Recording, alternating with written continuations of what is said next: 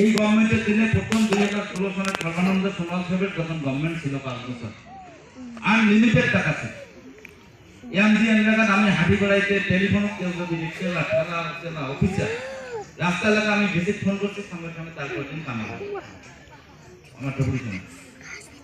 এখন এমজি এলাকার আর্থের কাজ কম 15 ফাইনাল পঞ্চায়েতের টাকা অঙ্গনবাদী সেন্টার নেওয়া লাগবে স্কুল যে সামান্য টাকা তাও আবার আনটাইটেও তাই নম্বর সাহেব আছে 1 টাকা কাজ করতে পারবে না।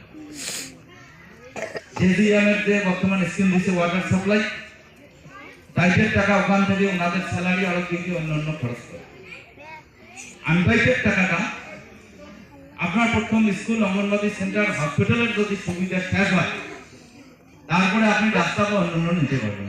সরকারি গাইডলাইন মিটিংয়ে যখন বসি তো আমি মনে করি কিয়ামত পর্যন্ত আমাদের যেগুলো সমস্যা আছে স্কুল হসপিটাল অঙ্গনবাদী সেন্টার সামান্য টাকা 4-5 লাখ একটা করে পঞ্চায়েত আপনি কতদিনে কাজ করতে পারবেন?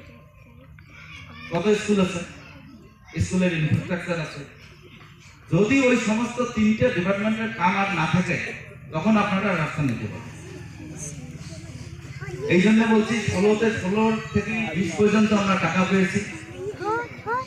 ইউপিএ গভর্নমেন্টের ম্যাডাম সোনিয়া গান্ধী যখন ছিল সাতার কমিটির report multi sectoral development plan MSDP টাকা দিয়েছিল ধুবড়ী জেলা 84 কোটি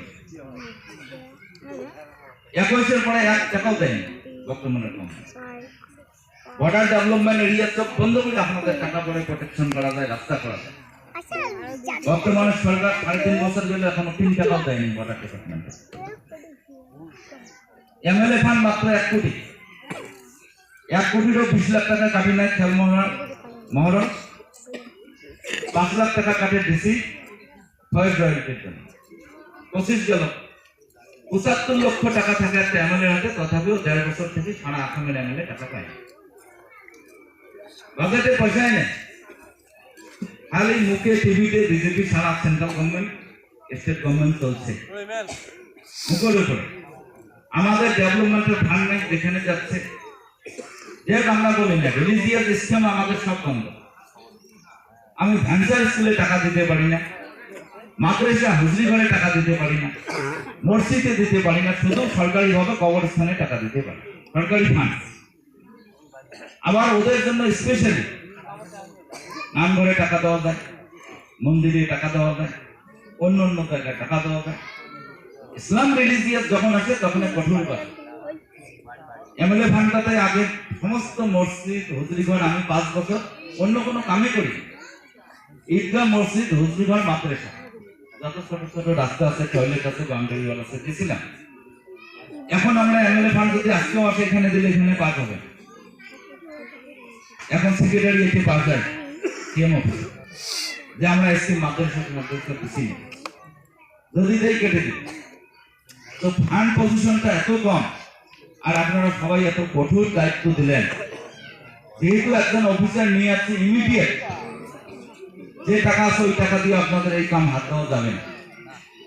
ম্যাক্সিমাম 60 থেকে 70 লক্ষ টাকা দিতে পারি, ওটা কিছুই হবে। বরং সেটা কাম আরম্ভ হলে আমার পরবর্তী যেগুলো পাঠাবো সেগুলোতে অবজেকশন রাখবে, যেহেতু একটা কাম হচ্ছে এখন আর দরকার নেই।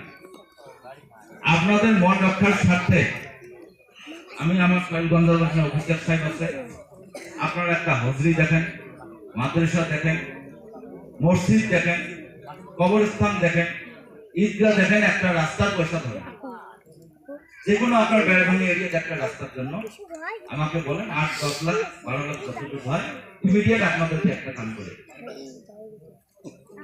বোঝা গেল।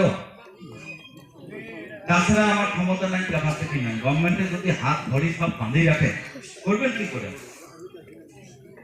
বাকি এই স্কিম গুলা স্যাংশন এখন এস্টিমেট পাঠাবো, সিএম এর কাছে গর্ব, সিএম কতটুকু সহযোগ করবে তারপরে দিতে পারবে।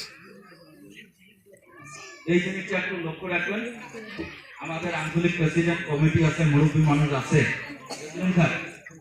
আপনারা বসে একটা কোথায় রাস্তা দেওয়া লাগে যেটা দরকার করতে পারবেন পঞ্চায়েত মিনিট একটা রাস্তা 2 পয়েন্ট দেয় আরম্ভ হোক, আর্ট ফিলিং হোক, সেগুলো অফ দ্য রেকর্ড করা যাবে, অফিসিয়ালি সেগুলো করা যাবে। যদি সিঙ্গারা হলে একটু না করি বর্ষার দিনে কালো হবে। কোনটা করা লাগে আপনারা ডিসাইড করুন। খালি হাতে ঘড়ি যাওয়াটা খারাপ দেখায়, আপনারা বলেন যে ধুবড়ির আমলে বহুত শ্রম, বহুত কর্মদক্ষতা, কিছুই যদি না দিন আপনাদের মন শুনতে দেন। তো এখন যতটুকু ক্যাপাসিটি আছে এতটুকুর মধ্যে আপনাকে এতটুকু আপনাদেরকে আমার সমষ্টির জন্য বেড়ানি আমার একটা ধুবড়ি সমষ্টির অন্তর্ভুক্ত পঞ্চায়েত ফাংশনটা টোটাল আমি এখানে করব।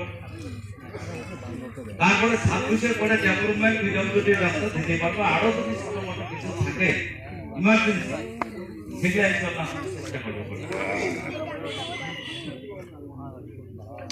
তো আমার গ্রাম অফিসার স্যার আপনাকে একটু অনুরোধ করছি, আমি একটা পলিটিক্যাল বক্তব্য, আপনি এই বাড়ির কাছে বসে নালে থাকুন। আমার